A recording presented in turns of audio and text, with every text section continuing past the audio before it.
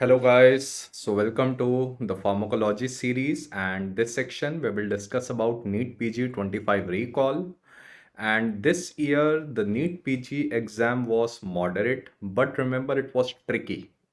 So it was well enough to confuse even the faculties also. There were certain questions which have similar options, and hence although the questions were easy, but it became very tricky. So if you have any doubt regarding any of the question, you can connect me with on Instagram, Facebook, Telegram, and YouTube channels. So without wasting your time, let's start with each questions.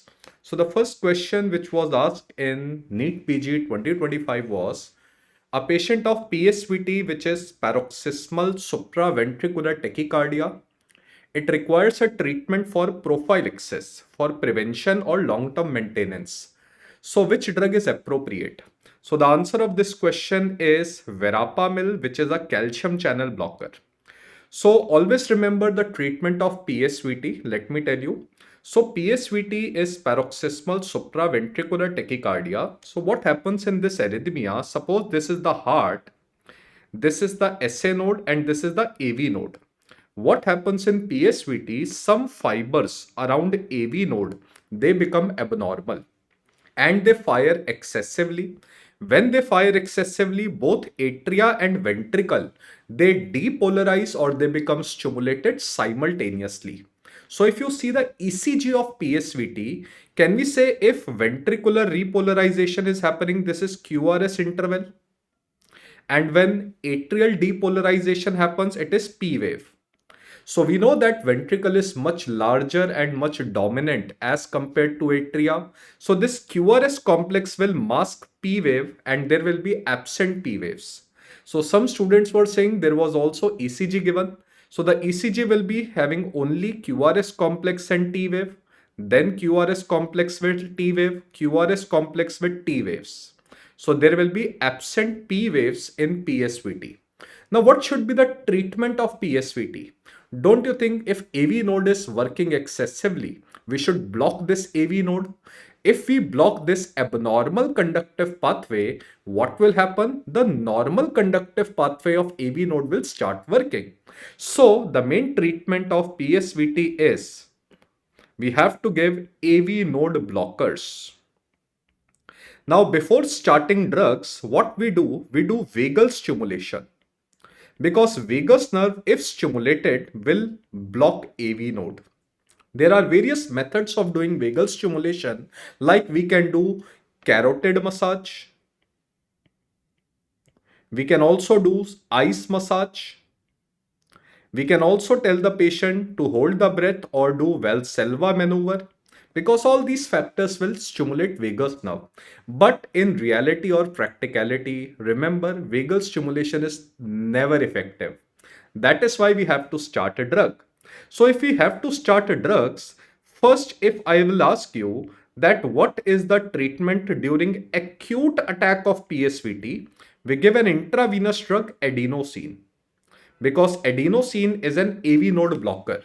But if we want to give a drug for prophylaxis or maintenance, then we give either B or C. So we can remember a mnemonic A, B, and C. So we can give beta blockers, and especially we give long acting beta blocker for long term prophylaxis, and we can give calcium channel blockers like verapamil. Now in this question, remember both beta blocker ismolol was given and both verapamil was given. Now it becomes very confusing that which option to be choose. Remember the answer here is verapamil. The reason is very simple. Ismolol, it is an IV drug only. My first question is, would you like to give an IV drug for prevention of a disease? The answer is no. And second point, ismolol overall, it is one of the shortest acting beta blocker. Because it is the shortest acting beta blocker, can we say it will not be an ideal choice for prevention or long-term treatment of PSVT?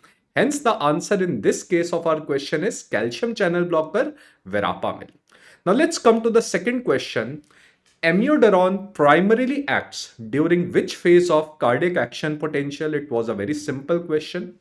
And the answer of this question is phase 3. Now remember amiodarone, if we remember, in antiarrhythmic classification, amiodarone is a potassium channel blocker. It is a potassium channel blocker. So if we see cardiac action potential, we must have seen this diagram many times, a very unique graph we know. And we know there is a phase 1. Remember, phase 1 is because of inward movement of sodium. Phase 1, it is due to outward movement of potassium. Phase 2 is also outward movement of potassium, and phase 3 is also outward movement of potassium. But why, if the potassium is moving outside, the heart will become repolarized? So this is the baseline is known as a repolarization. And when sodium enters, the positive charge increases. It is known as D for depolarization. Now, there is a plateau phase in which potassium outflux gets balanced with calcium influx. That is why phase 2 comes. Now, logically, if we block potassium channel, can we say potassium is not moving out of the cell? If potassium is not moving out of the cell, heart will take more time to repolarize. Can we say any drug which is a potassium channel blocker will delay repolarization of the heart? So can we say this whole action potential duration will be longer? So that is why this APD, action potential duration, increases. And the heart takes more time to repolarize due to potassium channel blockage. Now if we see this graph again, can you tell me that on which phase maximum effect of potassium channel blockers are coming? Is it phase 1? No. Is it phase 2? No. Here action potential duration is increasing. So overall, this phase 3, it is affected at maximum. So the answer out here is phase 3. Next question, the third one. A patient presented with gastroesophageal reflux disease, GERD.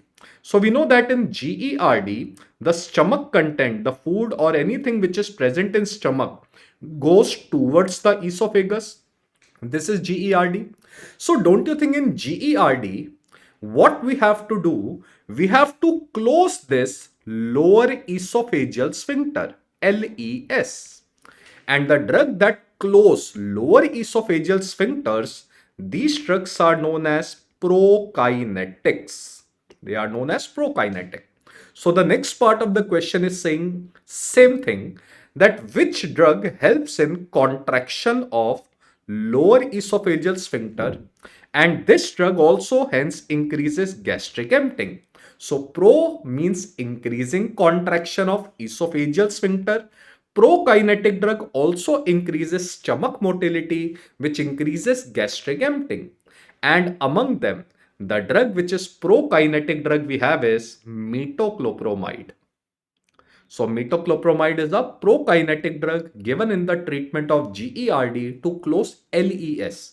But what about pantoprazole, PPI, which is proton pump inhibitor? Vonoprazan is also a similar drug like PPI. These drugs are also given in GERD, but they are given to decrease acid production inside the stomach. So that is why in the treatment of GERD, we give a combination of proton pump inhibitor with a class of a drug, prokinetic. So you must have heard about other prokinetic drug just like metoclopramide are domperidone. It is also a prokinetic drug. Any drug which ends with the word pride is also a prokinetic drug like mozapride, etopride. So all these drugs are prokinetic drug which closes LES, lower esophageal sphincter. So let's come to the next question. A patient is on salbutamol. So we know salbutamol is a very short acting beta 2 agonist which is known as SABA. Short acting beta 2 agonist which is a bronchodilator. And ipratropium. Ipratropium is SAMA, short acting muscarinic antagonist. Both these drugs are very rapidly acting bronchodilator. Because these drugs are very rapidly acting bronchodilator, they are only given during acute attack of asthma.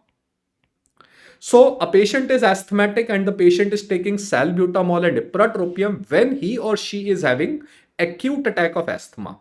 Now this person is sleeping. During sleep, you cannot take an inhaler. So now this patient is continues to having nocturnal, that means during sleep, exacerbation of asthma. That means the patient is having bronchoconstriction. So don't you think in this case, we have to give a drug for prevention of asthma? So the drugs which are given for prevention of asthma is corticosteroids because they will reduce inflammation and inflammation causes bronchodilation, and we have to give a long acting bronchodilator LABA because it will maintain bronchodilation. It will maintain bronchodilation. So the answer of our question comes out to be B. LABA plus inhalational corticosteroid. So this is also we have learned very well in our regular lectures as well. Fourth question. Which of the following drug is given pre-operatively and intraoperatively in the management of pheochromocytoma? So remember, pheochromocytoma, phe word is coming, and a trick to remember, the drug which is given to control hypertension in pheochromocytoma is again phe, phenoxybenzamine.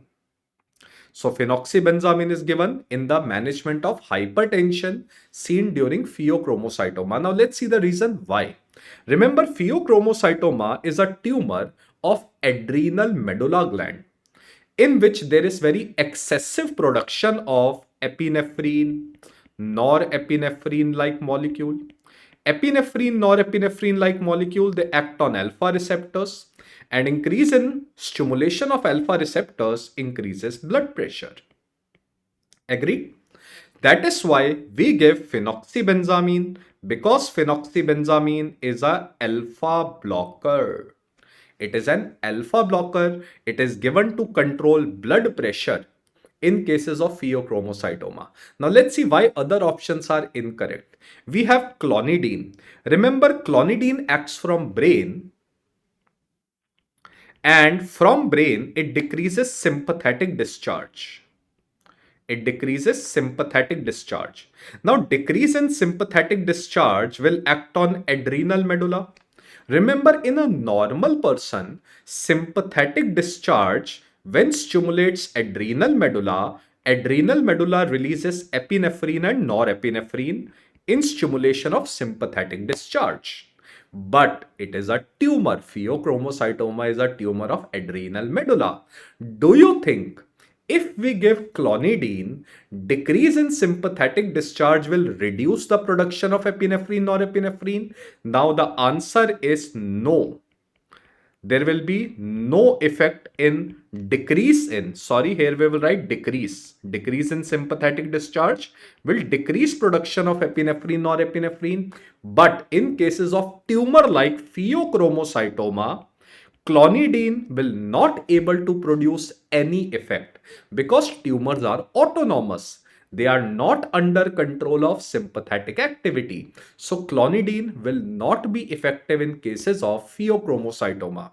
From here, we can make a logical statement. Can we give clonidine for diagnosis of pheochromocytoma? Yes, because if we will give clonidine in a normal person, clonidine will reduce in a normal adrenal gland, it will reduce epinephrine, norepinephrine production. But in case of pheochromocytoma, it will not reduce epinephrine and norepinephrine production. So clonidine is not given in management. It is rather given in diagnosis of pheochromocytoma. What about ismolol? Remember, if we will start ismolol in pheochromocytoma, which is a beta blocker, patient may die suddenly. Why, sir? Because if you block beta receptors, epinephrine, norepinephrine also acts on beta receptor. If you block beta receptors, what will happen? Epinephrine and norepinephrine will have unopposed alpha action. Unopposed alpha action will further increase blood pressure. Patient will suddenly have stroke, aortic dissection, hemorrhage. So never give or never start beta blocker alone in the management of pheochromocytoma. So first you always have to give phenoxybenzamine. Same thing is with nicardipine also. If you will give nicardipine, it will cause vasodilation, but it will lead to reflex tachycardia. Action on alpha and beta receptor will further increase. So here the answer is always phenoxybenzamine. Now in the last moment, remember a trick. Wherever the word phenoxy comes, phe word come, go with phe only like drug. Phenoxybenzamine, pheochromocytoma. So next question is, a patient with HIV develops tuberculosis. Yes, tuberculosis is the most common opportunistic infection in HIV patients in India. Now, when should ART is antiretroviral therapy, which is the treatment of HIV, should be initiated to avoid iris syndrome? Now, let's understand this question. The answer of this question is, first give treatment of TB. After 2 weeks, give treatment of HIV. So there should be a gap. So the answer of this question is A. Now, before I'll explain you the thing behind it, the reason behind it, remember one rule. If any opportunistic infection comes in HIV, first treat opportunistic infection. After that, treat HIV virus. This is a rule. In HIV, first we treat opportunistic infection. So let's say this opportunistic infection is TB and it occurs in a patient of HIV. Let's take one first, the normal scenario. What is the treatment? The treatment is, first we will give ATT, anti-tubercular therapy, which is the treatment of ATT of TB.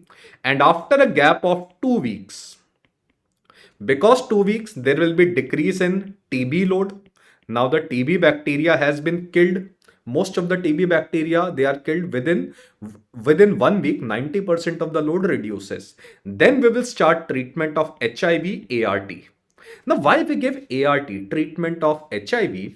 Because when we will give ART, antiretroviral therapy, we know that in HIV CD4 count falls. If you will give ART, there will be improvement and there will be increase in CD4 count. So lymphocyte count will increase. Now, don't you think if lymphocyte count will increase, suddenly the immunity of the patient will improve?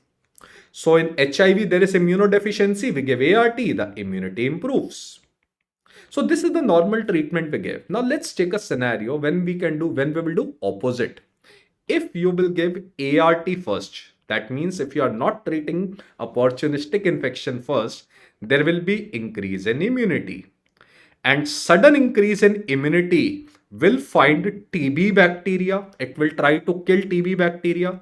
And when it will try to kill TB bacteria, there will be sudden increase in inflammation in the body. And this inflammation could be so severe that the patient can go into shock, inflammatory shock, and the patient may die. So this sudden increase in inflammation, which is now killing opportunistic infection, is very dangerous thing. This is known as iris syndrome. So we have to avoid this iris syndrome. Iris stands for immune reconstitution. The name is very logical. Immune reconstitution inflammatory syndrome, because immunity gets improved. Because of the risk of iris syndrome, we never start ART first. First, always treat opportunistic infection like TB, and after a gap, start ART. Next question. A patient of HIV is newly diagnosed with rifampicin-resistant tuberculosis. What is the following treatment of choice? Now remember, if the patient is only and only having rifampicin resistance, we start the treatment of MDR-TB.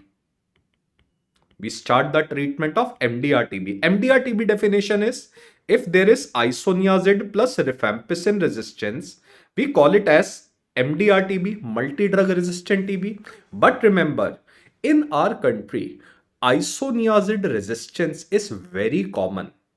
So most of the time what we do, even if we only find rifampicin resistance, we assume that there will be isoniazid resistant. So only in rifampicin resistant TB, we start the treatment of MDR-TB.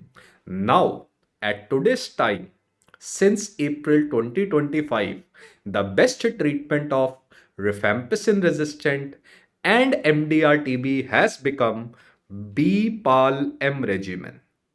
So this B-PAL-M regimen is just given for 6 months. So it is the treatment of RR and MDR-TB. So B-PAL, if we recall, B-PAL stands for, let's recall the names of the 4 drugs which are used in B-PAL regimen. B for very famous drug, bedaquiline. PA for pretomanid. L for linezolid. And M for moxifloxacin. Give for 6 months. Very good treatment of MDR and RR-TB. Now let's move forward.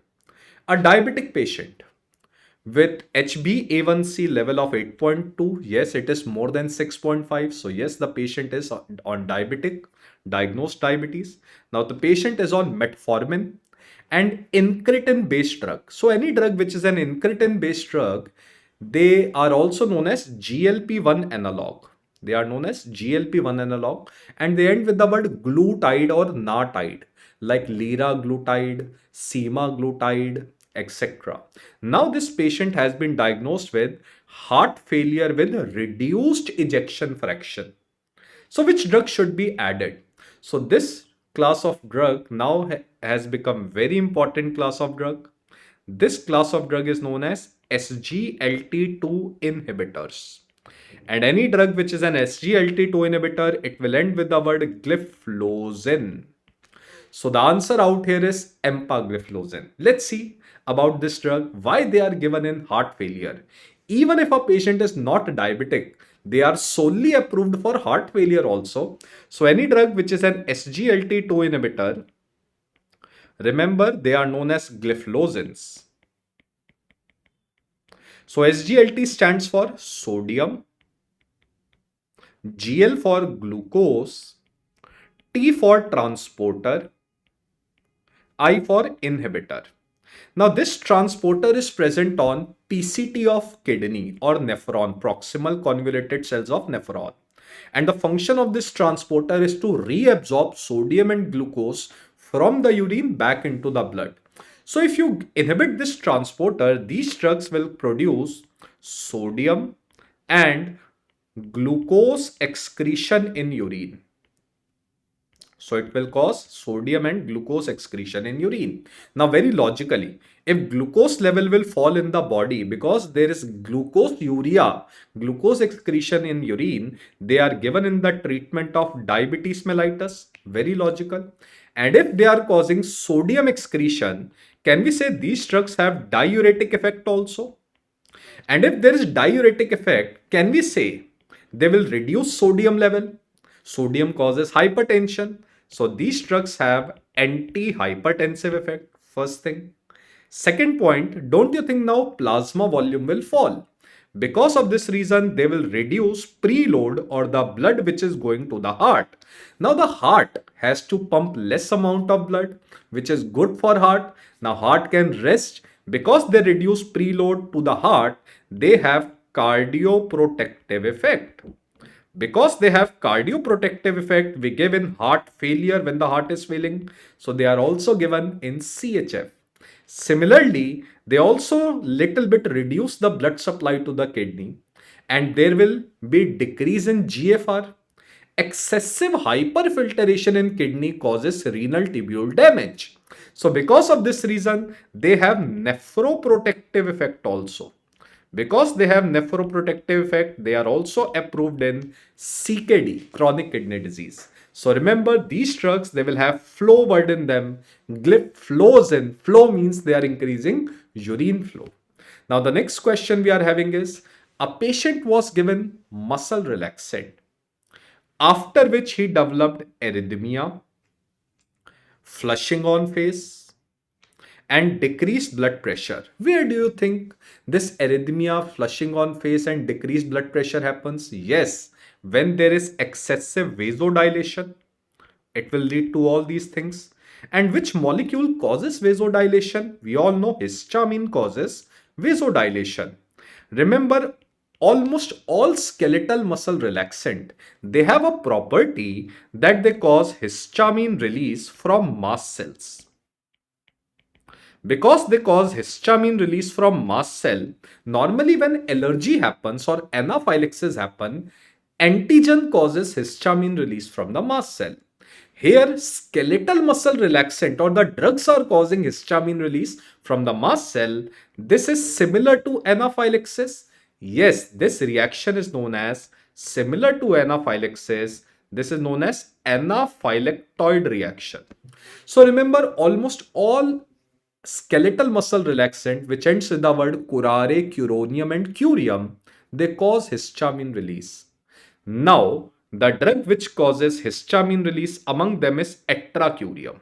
Etracurium among them causes maximum histamine release, while other drugs they don't have any propensity to cause histamine release. So remember etracurium, and one more drug you have to remember which causes even more histamine release is tubocurare. So these two drugs are muscle relaxant which causes this arrhythmia, flushing and hypotension, decrease in blood pressure. So two drugs you have to remember. Next question is, a patient with high grade fever, headache, nuchal rigidity, that means in the back of the neck, in the base of the neck, he presented to emergency. Now there is positive Kernicks and Brzezinski sign. We know that these signs become positive in cases of meningitis. So the patient is suffering from meningitis. Now Graham's chain from CSF shows gram negative diplococci. So which bacteria comes into your mind? Gram negative diplococci is Neisseria meningitidis. So in simple word, can we say that the patient is suffering from meningococcal? This disease is known as meningococcal meningitis. So let's see the treatment of meningococcal meningitis. I have told you many times in regular lecture also, any serious gram negative infection which spreads in community, we have to give treatment with third generation cephalosporin. So if I say meningococci, gonococci, H influenza, so here the drug of choice is third generation cephalosporin like ceftriaxone. So we can give ceftriaxone injection as a drug of choice for the treatment. But this meningococci, this spread, let's say a patient of meningococci comes to you. In the close contact of that patient, in the close contact of that patient, remember this meningococci can spread and it first comes into the nose, and from nose this carrier state it spreads into the body. So in close contact we have to give a drug for prophylaxis. So we give drug to family members, the doctors, the nurses who are treating. So the drug of choice for prophylaxis is ciprofloxacin in close contact. But if ciprofloxacin is not given in the option, then the next best drug we have is rifampicin. Okay. Now here, remember the best drug which is given for prophylaxis is not given. So the question is asking prophylaxis. Ciproflox is not given in the option. So here the answer comes out to be rifampicin. Okay, here the answer comes out to be rifampicin. Simple and easy. Now let's talk about next question. A hypertensive patient started on hydrochlorothiazide. Yes, thiazides are the first line drug for the treatment of hypertension. Now he later develops renal stone. What could be the reason? So first let's understand this part. Till now we have a concept that thiazide drugs, thiazide diuretics, they are given in the treatment of calcium phosphate or calcium oxalate stone. Thiazides, they are given in the treatment of kidney stones. Why? Because thiazides, they preserve calcium. They preserve calcium. That means they inhibit calcium excretion into the urine. If calcium is not getting excreted into the urine, can we say calcium will not get deposited in urinary tract? But remember, when thiazides are given in the treatment of calcium stones, thiazides are always given. They are always given with potassium citrate. They are always given with potassium citrate for the treatment of calcium stone. Now let's see the reason why thiazide sometimes can cause calcium stone. When we give thiazide, they can lead to decreased citrate excretion. They inhibit citrate excretion.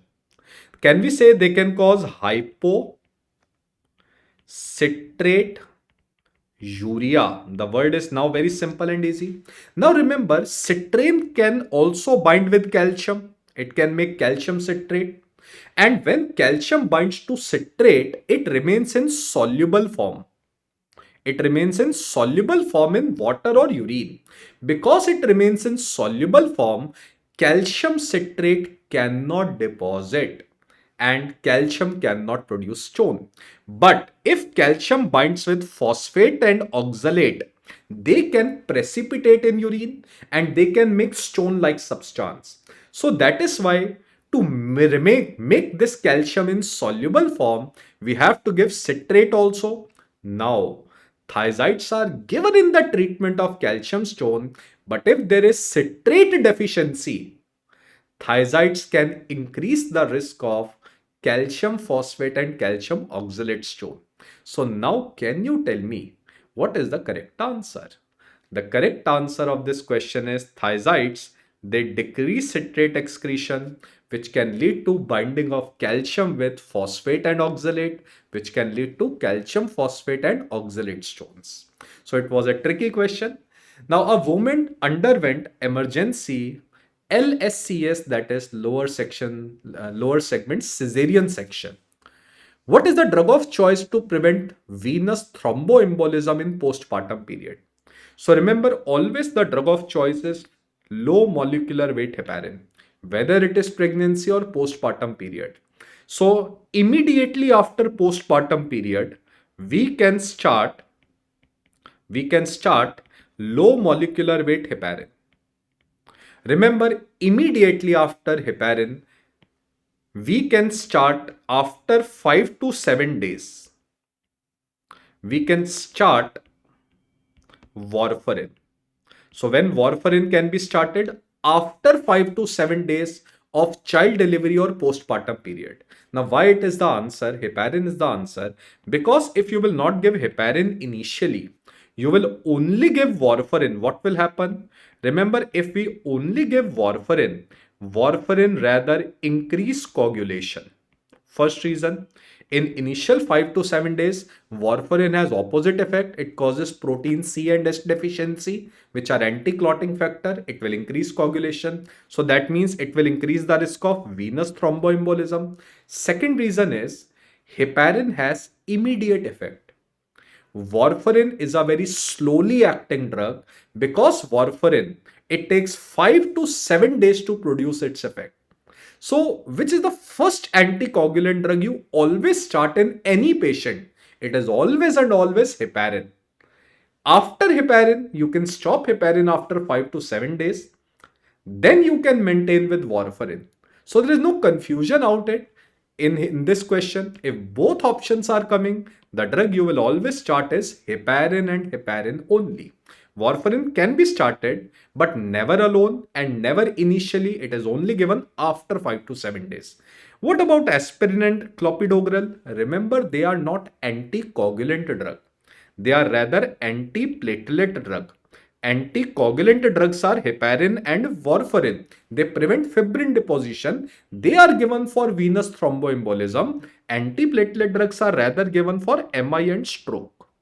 Okay, so they have no use out here. Next question. A woman is diagnosed with migraine and she has a family history of coronary artery disease. She has been previously treated with sumatriptan. Remember, sumatriptan or any drug, triptan, they are only given during acute attack of migraine. Where there is acute headache, only then we give triptan. Now the question is asking what is the drug of choice for prophylaxis? Now for prophylaxis, two drugs can be given. Either we can give propranolol or we can give topiramate. Ergotamine, just like triptans, they are only given for acute migraine. Naratriptan is only given in acute migraine. Now the point is the overall drug of choice is propranolol, beta blocker, plus propranolol, it is also given in the treatment of coronary artery disease. In coronary artery disease, if the patient is having angina, MI, or any other disease, we give beta blocker because beta blocker, they are cardioprotective. By reducing heart rate, they decrease oxygen demand of the heart. That is why the best answer out here would have been propranolol. Now the question is, when you would have given topiramate, anti-epileptic drug, you would prefer to give topiramate if the patient is having asthma. The reason is propranolol is contraindicated in asthma. Beta blockers, they can cause bronchoconstriction. So instead of coronary artery disease, if the question was having asthma, then you should have gone with topiramate. But here, the most effective drug always for prevention of migraine is propranolol. Next question, a CKD or chronic kidney disease patient presented with bowing of legs. That means the patient is having some bone defect. The bones are getting weak. That is why it is becoming bowing. Now, the lab value shows serum calcium level of 7.2, which is low. And the patient is having serum phosphate level of 6.4, which is high. So the picture is patient is having less calcium and high phosphate. That is why because of less calcium, the bones are getting destroyed. And why they are getting destroyed? Because the patient is having elevated parathyroid hormone. So yes, we know that in chronic kidney disease patient, there is secondary hyperparathyroidism, which is leading to increase in calcium and phosphate level. Now, what is the next best step in the management? So let's reverse it.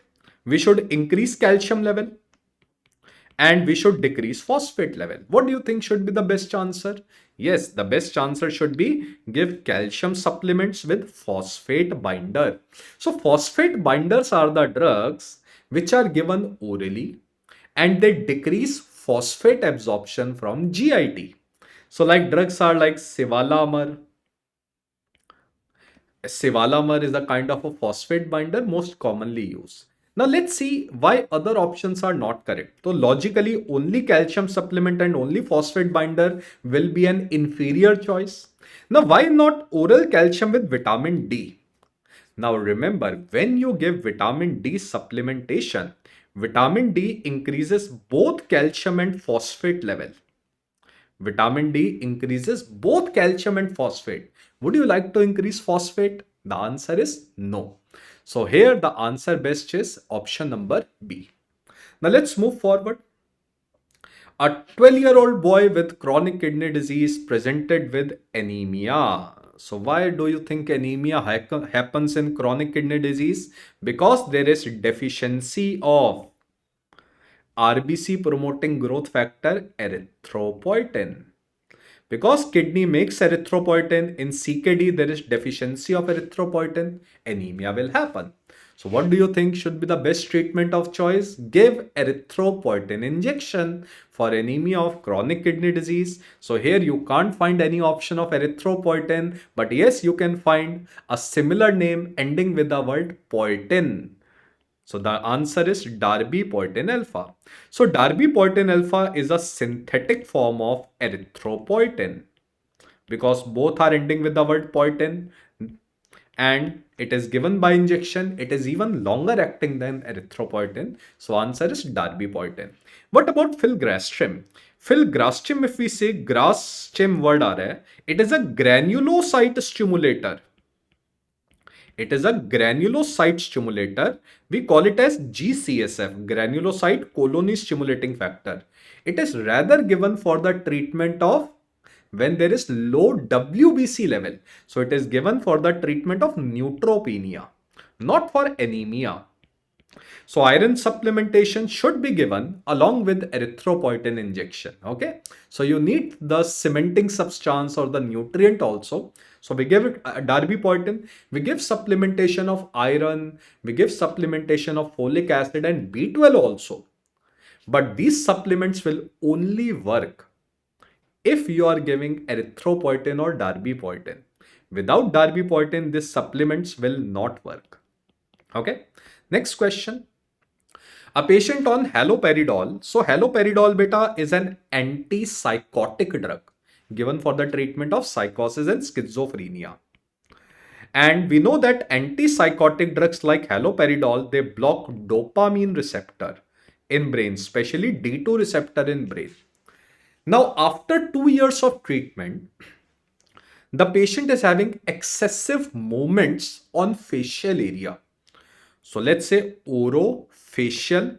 This means excessive or abnormal movement means kinesia. And because of blockage of dopamine receptor, there is extrapyramidal symptom. What are extrapyramidal symptom? They are similar to Parkinson disease. Now here the patient is having dyskinesia after 2 years. Don't you think this side effect is coming very late? Late word means, I have told you, tardive. Tardive means late to appear or last to appear. Late to appear or last to appear is known as tardive. Excessive movement is known as dyskinesia. And why it is happening? Because of blockage of dopamine receptor. So here the answer is tardive dyskinesia. For the treatment of tardive dyskinesia, we give a drug valbenazine. Now, what do you think valbenazine will do? Ideally, if we think we should increase the action of dopamine, but valbenazine has opposite action. Valbenazine even further depletes dopamine. It is also known as dopamine depleter. And why we give valbenazine? Because tardive dyskinesia happens because of supersensitivity of dopamine receptor. Now remember, what does it mean? A very confusing thing. If you are giving haloperidol for 2 years, can we say dopamine receptors are not working from 2 years? If you and I will not work for so much year, we will have a craving. Sir, we want to work, we want to work. So remember, if any receptor becomes blocked for so many months or year, these receptors have not worked, these receptors become super sensitive. Because they become super sensitive, they start working on their own. Because dopamine receptor starts working on their own, they become super sensitive. There will be excessive movement known as dyskinesia. So we have to further deplete the dopamine level by giving valbenazine. So next question we have is an HIV positive mother. So this is the third question on HIV related question. So an HIV positive mother diagnosed in the third trimester with a viral load of 1200, and she was immediately started on ART. What is the appropriate management in our step? So let me tell you, what is the treatment of neonate, a newborn child from HIV positive mother? So don't you think if the mother is HIV positive, through breast milk, this HIV virus can enter into neonate, and neonate can also suffer from HIV virus? So don't you think in this neonate, we have to give prophylaxis of HIV? So we have to give prophylaxis of HIV from mother. Now, what prophylaxis to be given? It depends upon the mother first. So just see in mother, what is the viral count? HIV viral count. So if HIV virus count in the mother is less than 1000, CD4 count है ना? Or if it is viral count is more than 1000. If the viral 1000 count is more than 1000, don't you think this neonate is at high risk of acquiring HIV from the mother? So this risk neonate will become high risk neonate. And if the mother count is viral count is less than 1000, the child is low risk neonate. Now the question is, when do we check this viral count? We check this viral count during third trimester of pregnancy. Okay. Because in third trimester, if we check viral count, now the mother has delivered a child. During that time, we can say the mother was either high risk or low risk. If the mother is low risk in this neonate, to prevent HIV from the mother, we give nevirapine syrup. We give nevirapine syrup. Agreed? While if the child is high risk, we give nevirapine plus zidovudine syrup. Two drugs now we have to give. Agreed? Now the point is nevirapine syrups, they are given for 6 weeks in neonate. Agreed? And here nevirapine and zidovudine we can give 6 weeks or we can give 12 weeks. Now it depends upon one scenario. If the mother is doing breastfeeding, don't you think virus can come through breast milk? Virus can come from breast milk. So that is why if the mother is doing breastfeeding, you have to give longer course of nevirapine and zidovudine. And if the mother is only doing formula feed, no breastfeeding, in that case you can give only for 6 weeks combination of nevirapine and zidovudine. Now let's see, keeping this thing in mind, let's see the question again. And now let's try to answer this question. The mother is having 1200 copies. That means the neonate is at high risk neonate. Now what is the next step in management? In high risk, we have to give zidovudine and nevirapine syrup. And with breastfeeding, how much time we have to give? For 12 weeks. So the answer out here is B. So why not A? A is not the answer because the child is at high risk. In low risk child, breastfeeding, formula feeding doesn't play any role. So you just have to give 6 weeks with exclusive breastfeeding or without. We don't care in low risk infant. Next question we have is benralizumab acts on which receptor? Benralizumab is a monoclonal antibody which is given in the patient of asthma. And we have discussed many times that it blocks interleukin 5 receptor. So any other monoclonal antibody that is given in asthma which rather blocks interleukin 4 receptor is dupilumab. But benralizumab blocks interleukin 5 receptor. So dupilumab could be a potential question for the next time. Now patient presents with the following lesions. Like there is, if we see the lesion, there are ulcers. There are ulcers with burning sensation, and yes, if there is ulcer, the nerves will become sensitized, the nerves will get exposed, and if you will eat anything, there will be burning sensation while especially eating spicy food. Which of the following drug is least likely to be responsible? So indirectly the examiner is asking highest risk of mouth ulcers is by which drug. So let me answer this question. You will answer it very nicely. We know that in our mouth saliva comes. Yes.